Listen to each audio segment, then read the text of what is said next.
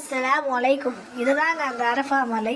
இந்த அரஃபா மலை இந்த ஆதம் அலைஹிஸ்ஸலாமும் நம்மளுடைய ஹவ்வா அலைஹிஸ்ஸலாம் ஒன்று கூடின இடம் மற்றும் நம்மளுடைய அல்லாஹ்வுடைய நபி இறுதி நபி ஸல்லல்லாஹு அலைஹி வஸல்லம் அவர்கள் இறுதி பேருரை ஹஜ்ஜத்துல் விதா என்று இறுதி பேருரை ஆற்றிய இடமும் இதுதான்.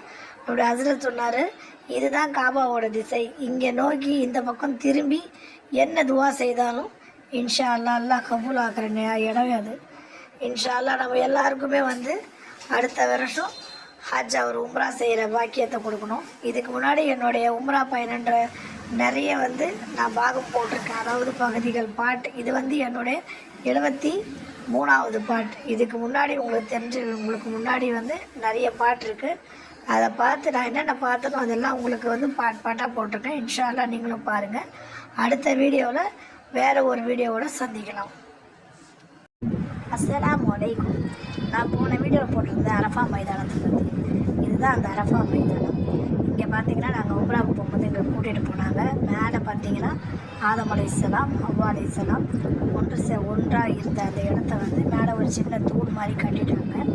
இப்போ பார்த்தீங்கன்னா இங்கே ஃபுல்லாக அங்கேயும் ஃபுல்லாக கடைங்கள்லாம் இருக்குது.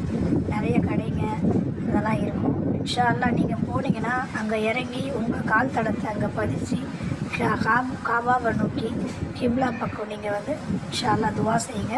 துவா கபூல் ஆகிற முக்கியமான இடத்துல அதுவும் ஒன்று. இன்ஷா அல்லாஹ் இந்த வீடியோவில் நான் என்னென்ன பார்த்தனோ எல்லாம் உங்களுக்கும் ஷேர் பண்ணிகிட்ருக்கேன்.